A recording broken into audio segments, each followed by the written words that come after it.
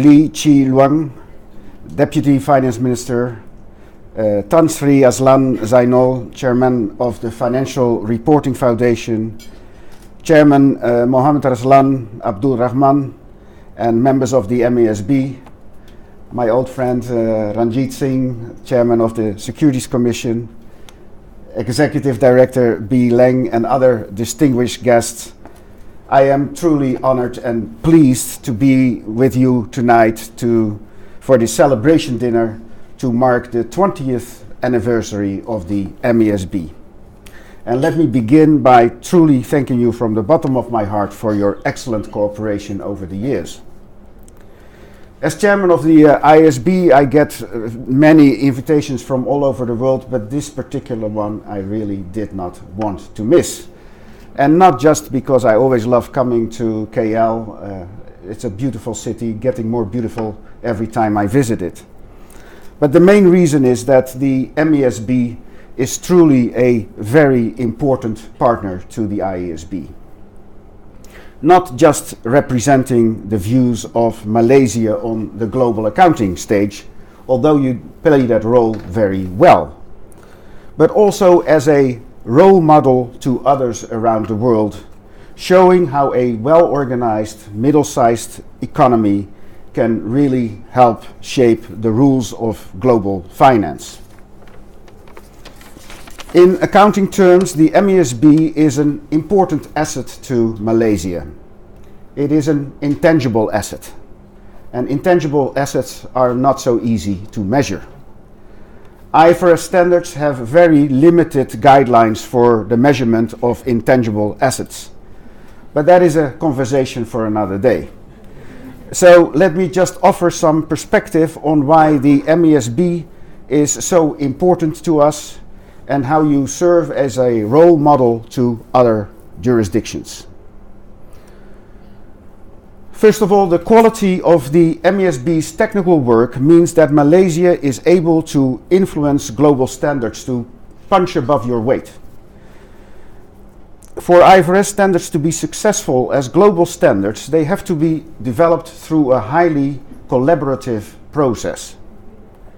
We are always happy to steal other people's ideas and claim them then as our own. And we steal more from the MASB than from many other organizations. A good example of this is the MASB's groundbreaking work on how to value bearer biological assets. The MASB identified a particular issue here in Malaysia and in other countries in this region. And you made it very clear to us that it was not particularly helpful to, for example, fair value palm oil plantations on a continuous basis. It was costly, and most users found that the fair value fluctuations that created noise in the income statement and that made it harder to judge the performance of such companies. You did some excellent research work and managed very effectively the relationship with the IASB. And you convinced us of the merits of your suggested approach, and in 2014 we issued amendments to IAS 16 and IAS 41. And you were actually the first that was successful in making the IFRS push back on fair value accounting. And that is no small feat. I always use this example of what we did on your behalf with IAS 14, that we are very pragmatic. Many people around the world think we are fair value zealots, and now we can demonstrate, thanks to you, that we are not, that we are very pragmatic indeed. So everybody benefits from this collaboration. You get accounting standards that better meet your needs, as do other countries with strong agricultural sectors. And we benefit from having standards that are capable of being applied on a globally consistent basis across developed and emerging economies. As you know, the City of London does not have many plantations or cows or sheep. In the past they had, but no longer. So we could really not have done this without your knowledge. Second, This experience shows that a well-organized, mid-sized country as Malaysia is fully capable of contributing to the shaping of rules for global finance. Back in 2010, the G20 called on the IASB to improve the involvement of emerging economies in our work. And in response, we created the Emerging Economies Group as a forum to deep dive into the technical issues faced by emerging countries around the world. And when it came to deciding which countries would participate in this group, the obvious choice was to appoint emerging economies in the G20. However, technical competence was also an important factor for us, and once again, the MASB is right up there with the best. We made an exception, and to this day, our Emerging Economies Group is made of the G20 plus, the G20 plus Malaysia.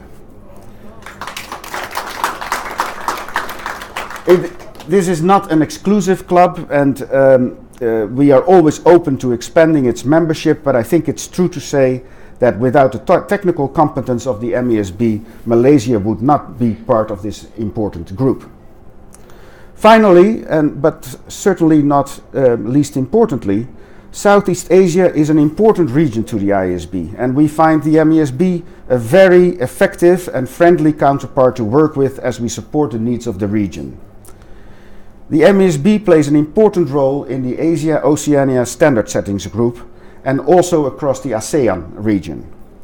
As a major center for Islamic finance and a full adopter of IFRS standards, you are very well placed to help other countries in the region complete their own transitions to IFRS, and that is still ongoing. And from the outset, the MASB has played a pivotal part in helping countries with Islamic finance to adopt IFRS. As one of the first IFRS adopters, Malaysia came to the conclusion that Islamic finance transactions can be faithfully reflected in IFRS. And given the principle-based nature of IFRS standards, this should be no surprise. But it took a lot of thoughtful reflection and technical analysis on the part of the MASB to get this done and to come to these conclusions. And in the process, the MASB acquired a lot of expertise on which it allows other countries with Islamic finance and an Islamic background to draw.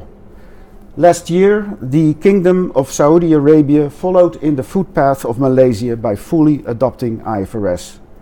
And we are also very grateful that Mohammed Faiz Azmi, the previous chair of the MASB, has kindly agreed to chair the IASB's Islamic Finance Consultative Group. And the MASB will be hosting next year's meeting of the IASB Emerging Economies Group here in Kuala Lumpur. I'll try my best to come.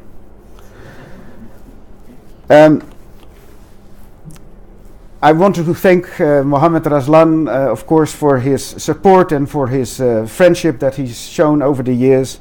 And I especially want to congratulate Bi Leng for her excellent leadership of the MASB staff and active engagement. As well as being a member of the IASB's SME Implementation Consultative Group, Bi Leng features in a video on our website about the importance to us of working closely with national standard setters. And by the way, Bi Leng is known by every constituent of in the world, in the international community, and everybody loves and respects her, and fears her because she's relentless. We also know that the MASB is playing a leading role in the Asia-Oceanian region on the IFRS for SMEs project, and we look forward to working with the MASB for our next comprehensive review of the IFRS for SMEs standard, which we expect in 2019. The next few years are going to be very busy for the MASB. Between now and 2021, Malaysian companies will be implementing major new accounting standards covering financial instruments, leasing, revenue recognition, and insurance accounting. Malaysia also needs to remain influential on the global stage as we complete the conceptual framework and set out our journey to improve the communication effectiveness of financial statements. So for these and many more reasons, we are grateful to the MASB for the excellent work that they have carried out during the last 20 years. And these are not mere platitudes, as I think I have demonstrated in this speech. They reflect the substance of what the MASB does on a day-to-day basis, work that greatly benefits Malaysian interests as well as the IASB itself. The MASB is truly an intangible asset, an immeasurable intangible asset.